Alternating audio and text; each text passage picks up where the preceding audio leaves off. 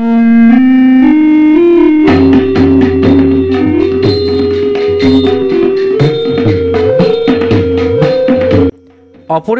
মুখোপাধ্যায় তার জীবনের শেষ দিকের কথা। যত নাটক লিখেছেন কোনোটাই ধরছে না, অর্থাৎ দর্শকের তেমন মনোরঞ্জন করতে পারছেন না তিনি। অথচ অভিনয়াংশে রয়েছেন একের পর এক দিকপাল অভিনেতা অভিনেত্রীরা, তারা সুন্দরী, নিভাননী, কৃষ্ণভামিনী আরও অনেকে। এই করতে করতে স্টারের দরজা একদিন বন্ধ হলো অপরেশচন্দ্রের জন্য। এখন অপরেশবাবু কী করবেন? আবার নাটক লিখে রঙ্গালয়ের দরজায় দরজায় ঘুরে বেড়াবেন? না, সেটা এ বয়সে বড় বেমানান। অভিনেতা হিসেবে যোগ দেবেন, অন্যের পরিচালনায় অভিনয় করবেন? না, তাও এ বয়সে আর করা সম্ভব নয়। তাই ইষ্ট রাধা মাধবকে তিনি স্মরণ করতে লাগলেন। আর সেই ইষ্টকে স্মরণ করতে করতে তিনি লিখতে শুরু করলেন বাংলা থিয়েটারের সর্বকালের সেরা একটি নাটক, কর্ণার্জুন। লেখা হলো কর্ণার্জুন নাটক, কিন্তু অভিনয় করা যায় কোথায়? তার দল ভেঙে গেছে। তৈরি হলো তৎকালীন কলকাতার কয়েকজন সম্ভ্রান্ত ব্যবসাদারকে নিয়ে আর্ট থিয়েটার। খবরটা বোধহয় মিনার্ভা থিয়েটারে পৌঁছে গিয়েছিল। তারাও তখন তাদের নাট্যকার বিখ্যাত ক্ষীরোদপ্রসাদ বিদ্যাবিনোদকে কর্ণকে নিয়ে একটা নাটক লিখতে বললেন। ক্ষীরোদপ্রসাদ বিদ্যাবিনোদ রাজি হলেন। তিনি লিখলেন এক অপূর্ব কাব্যনাট্য, অথবা দৃশ্যকাব্য বলা যায়, যার নাম নরনারায়ণ। ওদিকে তখনও কর্ণার্জুন মঞ্চে নামেনি, মহলা চলছে। ক্ষীরোদপ্রসাদ বিদ্যাবিনোদ এলেন নাটক পড়তে। নাটক সকলের ভালো লাগলো, কিন্তু প্রশ্ন উঠল কর্ণকে করবে। ক্ষীরোদপ্রসাদবাবু একটু ভেবে বললেন, দেখা যাক, বলেই পাণ্ডুলিপি বগলে নিয়ে ঘোড়ার গাড়িতে করে চলে গেলেন। বোধহয় গাড়িতে একটু কিছু দূর এসেছিলেন, হঠাৎ দেখেন পাণ্ডুলিপি চুরি হয়ে গেছে। বিষণ্ণ বিধ্বস্ত মন নিয়ে ফিরে এলেন বাড়িতে। পরদিন সকালবেলা মিনার্ভার মালিক আসতেই গল্পটা বললেন। মালিক বললেন, তাতে আর হয়েছে কি, আর একটা লিখে নিন। আক্ষেপের সুরে ক্ষীরোদবাবু বলেছিলেন, মাথায় লাঠি মারলে আর একটা বেরোবে না, নতুন করে এ নাটক লেখা আর সম্ভব নয়। এই কাহিনী কতটা সত্যি তা নিয়ে যথেষ্ট দ্বিমত আছে। তবে তখনকার দিনে পাণ্ডুলিপি নিয়ে যে রেষারেষি চলতো তার প্রত্যক্ষ প্রমাণ অনেকই পাওয়া যায়। অপরেশবাবুর কর্ণার্জুন লেখা তো শেষ হলো, কিন্তু পুরনো অভিনেতা অভিনেত্রীদের ওপর তার আর বিশ্বাস নেই। কিছু নতুন ছেলে মেয়ে আনতে হবে, নায়ক অন্তত নতুন চাই, কিন্তু তেমনটি পান কোথায়? নতুন ছেলে পেলে তিনি শিখিয়ে পড়িয়ে তৈরি করে নিতে পারবেন, সে ক্ষমতা তার আছে বলেই মনে হয়েছিল। এদিকে আর্ট থিয়েটার স্টার থিয়েটারকে ভেঙে নতুনভাবে সাজাতে লাগলেন। ওই বাড়ি তৈরির মাঝখানে ছেলেদের নিয়ে এসে দল তৈরি করতে হবে, আর রিহার্সালও দেওয়াতে হবে। তিনকড়ি চক্রবর্তী ভবানীপুরে থাকতেন এবং মাঝে মাঝে স্টার থিয়েটারে শখের দলের হয়ে থিয়েটার করতে আসতেন। বোধহয় এই সূত্রেই অপরেশবাবুর সঙ্গে তার পরিচয় ছিল। তাই তারই ওপর ভার পড়ল দু একজন সুদর্শন নট জোগাড় করবার। তিনি তার দল থেকে মনোনীত করলে নটসূর্য অহিন্দ্র চৌধুরীকে। অবশ্য তখন তিনি নটসূর্য ছিলেন না, তখন কেউই তার নাম জানত না। তিনকড়িবাবু নিয়ে এলেন ইন্দু মুখার্জিকেও। পরবর্তীকালে মঞ্চ আর চিত্র জগতে বিরাট দাপটে অভিনেতা হয়ে উঠেছিলেন এই ইন্দুভূষণ মুখোপাধ্যায়।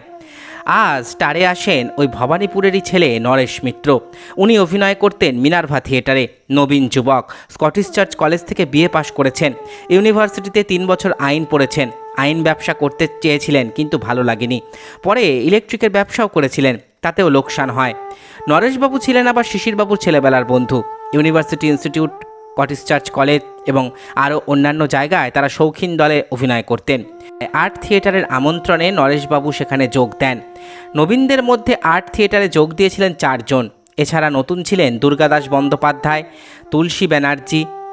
তুলসীবাবুকে কে যে এনেছিলেন তা ঠিক জানা যায় না, তবে নরেশবাবু আর্ট থিয়েটারে এনেছিলেন দুর্গাদাস বন্দ্যোপাধ্যায়কে। প্রায় এই সময়েই দুর্গাদাস বাবুর সঙ্গে নরেশবাবুর পরিচয়। চন্দ্রনাথ ছবিতে যখন কাজ করছেন তার অপূর্ব কণ্ঠস্বর শুনে নরেশ মিত্র তখন তাকে নিয়ে আসেন আর্ট থিয়েটারে। অপরেশবাবুও মনোনীত করেন তাকে। এবার এলো পাট বিলির প্রসঙ্গ। তিনকড়িবাবু হলেন কর্ণ, অহিন্দ্রবাবু হলেন অর্জুন, তুলসী বন্দ্যোপাধ্যায় হলেন দুঃশাসন, ইন্দু মুখার্জি হলেন শ্রীকৃষ্ণ, নরেশ মিত্র হলেন ক্ষুধিত ব্রাহ্মণ। এছাড়া পুরনো অভিনেতাদের মধ্যে ছিলেন সাতক্ষীরার জমিদার হেমবাবু, তিনি হলেন যুধিষ্ঠির, ননীবাবু হলেন ভীম, অপরেশবাবু নিজে ছিলেন পরশুরামের ভূমিকায়, আর বিদুরের ভূমিকায় ছিলেন জানকীবাবু।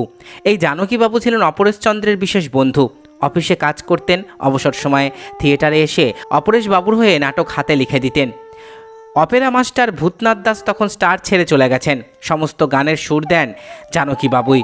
অভিনেত্রীদের মধ্যে ছিলেন দ্রৌপদীর ভূমিকায় নিভাননী, পদ্মাবতীর ভূমিকায় কৃষ্ণভামিনী, নিয়তির ভূমিকায় গায়িকা নিহার বালা, ছোট মেয়ে মিস লাইট বা তারকবালা সেদিন সেজেছিল বিষকেতু। আর পরবর্তীকালের বিখ্যাত অভিনেত্রী চারুবালা ছিলেন এই বিষকেতুরই ডামি। নাটকের রিহার্সাল শুরু হলো। অনেক চমকদার দৃশ্য এই নাটকে সংযোজিত করা হয়, যেমন বিষকেতুকে কাটা, কৌরবদের রাজসভা, অর্জুনের লক্ষ্যভেদ, এমনই সব চমকপ্রদ দৃশ্য। দ্রৌপদীর বস্ত্রহরণের সময় সৃষ্টি করা হলো নতুনত্ব। ঠিক এর কিছু আগে পার্সি থিয়েটারে কর্ণার্জুন হয়ে গিয়েছিল। তাতে বস্ত্রহরণের সময় দ্রৌপদী বেশি শ্রীমতী গহ্বর সারা স্টেজ জুড়ে ছোটাছুটি করতেন। তিনি অনেকগুলো শাড়ি একসঙ্গে পরে থাকতেন। মঞ্চে ছোটাছুটি করার ফলে দুঃশাসন তাকে যখনই বাগে পেতেন তখন শাড়ি ধরে টানতেন এবং একখানা একখানা করে শাড়ি খুলে যেত। কিন্তু এবার ব্যবস্থা অন্যরকম হলো। নিভাননের পিঠেতে প্রায় 40 থেকে 50 গজ সিল্কের কাপড় পেঁচিয়ে দেওয়া হলো। যেই দুঃশাসন বস্ত্রহরণ করতে গেলেন তিনি কায়দা করে পিঠের কাপড় ধরে টানতে লাগলেন, আর দ্রৌপদীরও হয়ে গেলেন স্থির। হাত জোর করে তখন জগৎপতি লজ্জা নিবারণকারী শ্রীকৃষ্ণের কাছে প্রার্থনা করতে লাগলেন। সারা স্টেজে সেই সিল্কের কাপড়টা ছড়িয়ে পড়তে লাগলো। ঠিক শেষাশেষি মঞ্চের আলো নিভে যেত, আর মঞ্চের অন্য একটি পাটাতনের ওপর আলো জ্বলে উঠত। বরাভয় রূপে সেখানে দেখা যেত স্বয়ং নারায়ণকে। ব্যাপারটা হতো কি, অভিনয়ের আগে শ্রীকৃষ্ণ বেশি ইন্দু মুখার্জি সেই পাটাতনে উঠে বসে থাকতেন। আলো নেভানো থাকতো বলে দর্শকেরা কেউ তাকে দেখতে পেত না।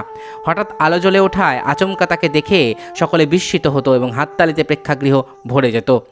তেমনই ছিল বিষকেতু কাটার দৃশ্য। দর্শকেরা চোখের ওপর দেখতেন বিষকেতু বেশি মিস লাইট ওরফে তারকবালাকে কাটা হচ্ছে।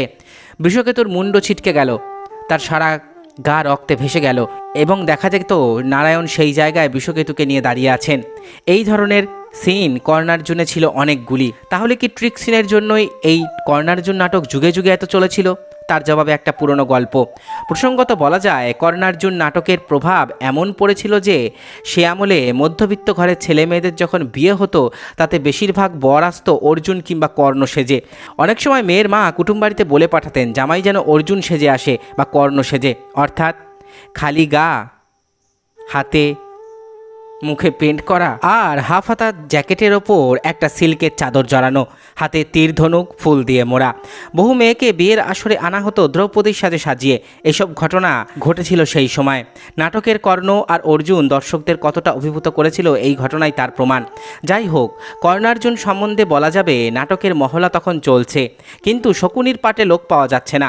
নরেশবাবু তো ক্ষুদিত ব্রাহ্মণ করছেন, শকুনিকে করবে তা তখনও ঠিক হয়নি। ওটা ছিল শক্ত পাঠ। নরেশবাবু আমাকে বলেছিলেন, বোধহয় অপরেশবাবুর নিজেরই ওটা করার ইচ্ছে ছিল। একদিন রিহার্সাল চলছে, নরেশবাবু শকুনির প্রক্সি দেন। সেই দিন তার প্রক্সির অভিনয় দেখে পাঠটা তাকেই করতে বলেন অপরেশবাবু। নরেশবাবু বলেন, আমি যদি শকুনির পাঠ করি তাহলে ক্ষুদিত ব্রাহ্মণের পাঠটা আমি ছাড়ব না। অপরেশবাবু তাতেই রাজি হলেন।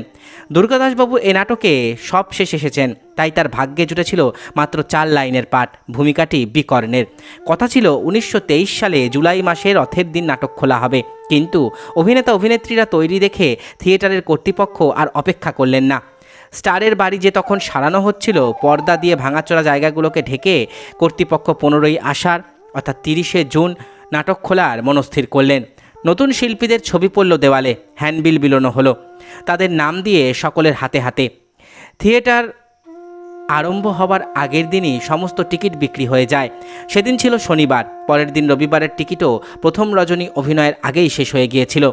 তারপর আরম্ভ হলো পরের সপ্তাহের জন্য টিকিট বিক্রি। থিয়েটারের ভাগ্যে এটা খুব বড় কথা। প্রথম অভিনয়ের সিন উঠল। মঞ্চ মধ্যে আলো আধারি অন্ধকার, গঙ্গার তীর, সূর্যোদয় হচ্ছে। স্নানার্থীর দল আসছেন। ঘাটের একপাশে বসে কর্ণ সূর্যকে প্রণাম করছে। মায়েরা শাঁখ বাজিয়ে নাটক উদ্বোধন করলো। আগেকার দিনে নাটকের ঠিক আগে কনসার্ট বাজানোর প্রথা ছিল, তা ভেঙে দিয়ে আনা হয়েছিল বহুবাজারের সিলবোর দলকে। কর্ণবেশী তিনকড়ি চক্রবর্তী অভিনয় শুরু করলেন। তিনকড়ি বাবু তখন যৌবনের শেষ প্রান্তে। তাছাড়া তার কণ্ঠস্বর যেন সামান্য জড়ানো ছিল, কিন্তু তাতে কি হবে, তিনি বাজিমাত করে দিলেন তার অভিনয়ে। অর্জুন বেশি অহিন্দ্রবাবু অপূর্ব অভিনয় করলেন। অহিন্দ্রবাবুকে চিরদিনই আমরা দেখেছি, তিনি যখন যে পাঠ করতেন সেই পাঠ নিজের মধ্যে জীবন্ত করে তোলার অসাধারণ ক্ষমতা ছিল তার। অহিন্দ্র চৌধুরীর মেকআপ, চালচলন, কথাবার্তা একটা পৌরাণিক যুগের দর্শককে টেনে নিয়ে গিয়েছিল যেন। সবচেয়ে বিস্ময়কর অভিনয় করেছিলেন তিনি এই নাটকের শেষ দৃশ্যটিতে। কর্ণের তীর খেয়ে তিনি রথের ওপর জ্ঞান হারিয়ে পড়ে যাওয়ায় তার অভিব্যক্তি। অহিন্দ্রবাবু নিজে বলেছিলেন, ওইটুকু দেখাবার জন্য আমি কত যে অভ্যেস করেছি তার ঠিক আছে। তখন রথ পেতাম না, পেছনে গ্যালারির ওপর থেকে গড়িয়ে গড়িয়ে ওই মূর্ছার দৃশ্যটি অভ্যেস করে নিই। ওই করতে গিয়ে কত যে জামাকাপড় ছিঁড়েছি আর কতবার যে হাত পা ছড়ে গিয়েছে, রক্তপাত হয়েছে, তা বলবার কথা নয়। এই সামান্য ঘটনা থেকে বুঝতে পারা যায় অভিনয় নিষ্ঠা সে যুগে কী রকম ছিল। শুধু অহিন্দ্রবাবুর মধ্যে নয়, নরেশবাবুর মধ্যেও সেই নিষ্ঠা লক্ষ্য করেছিলাম। 1923 সালের 30শে জুন প্রথম অভিনয়ের পর তখনকার দিনের প্রায় সমস্ত কাগজ সেদিন উচ্ছ্বসিত প্রশংসা করেছিল আর্ট থিয়েটারের কর্ণার্জুন নাটকে। তারা একরকম সর্বসম্মতিক্রমে নরেশবাবুকে শ্রেষ্ঠ অভিনেতা বলেছেন। শেষ বয়সেও নরেশবাবু সেই গৌরব ম্লান হয়নি। আর্ট থিয়েটার ভেঙে যাবার পরেও অন্য অভিনেতা অভিনেত্রীদের সঙ্গে যখন নরেশবাবু কর্ণার্জুন অভিনয় করতেন, তখনও তিনি হয়ে উঠতেন শ্রেষ্ঠ। জীবনের শেষ দিনেও তিনি শকুনি যা করে গেছেন তা দর্শকদের স্মৃতিতে অম্লান। এই শকুনির পাঠ অহিন্দ্র চৌধুরী এবং বিখ্যাত অভিনেতা রাধিকানন্দ মুখোপাধ্যায়ও করেছিলেন, কিন্তু নরেশ মিত্রের ধারে কাছে কেউ পৌঁছতে পারেননি। যাই হোক, তিনকড়িবাবুর সঙ্গে অভিনয় করবার সময় তিনকড়িবাবু অসুস্থ হলে তার জায়গায় অহিন্দ্রবাবু নামতেন কর্ণের ভূমিকায়। অভিনয়ে অবশ্য তিনি কম যেতেন না, চমৎকার এক মায়ালোক সৃষ্টি করতে পারতেন তিনি। আর্ট থিয়েটার ভেঙে যাওয়ার পর অহিন্দ্রবাবু নাট্যনিকেতনে বহুরাত্রি কর্ণের ভূমিকায় অভিনয় করেন, কিন্তু দর্শকদের মতে তিনকড়িবাবুর মতো হয়নি। লোকের মনে সেই পৌর কর্ণ এমনভাবে ছাপ ফেলেছিল যা কোনো দিন মুছে যায়নি। দুর্গাদাস বন্দ্যোপাধ্যায়, যিনি বিকর্ণের পাঠ দিয়ে জীবন শুরু করেছিলেন, তিনিও পরে অর্জুন করেছেন এবং কর্ণও করেছিলেন। তিনি ছিলেন অপূর্ব সুন্দর নায়ক, তেমনি ছিল তার কণ্ঠস্বর। মঞ্চের সুদূর গ্যালারির সব দর্শক তার কণ্ঠস্বর পরিষ্কার শুনতে পেতেন। তিনি স্বর্ণকণ্ঠের অধিকারী ছিলেন। তাকে কর্ণবেশে দর্শকেরা নিয়েছিলেন চমৎকার।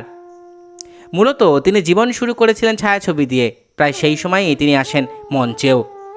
বিভিন্ন মঞ্চে বিভিন্ন সময়ে কম্বিনেশন নাইটে কর্ণার্জুন নাটক অভিনীত হয়েছে একেবারে 70 দশকের শেষ দিক পর্যন্ত। দুর্গাদাসবাবু এই সময় বেশিরভাগ ছবির কাজ করছেন। শেষ জীবনে মঞ্চে ফিরেছিলেন তিনি। রংমোহন মিনার্ভায় অভিনয় করেছিলেন। তার শেষ অভিনয় ছিল 1942 সালে কাটা ও কমল।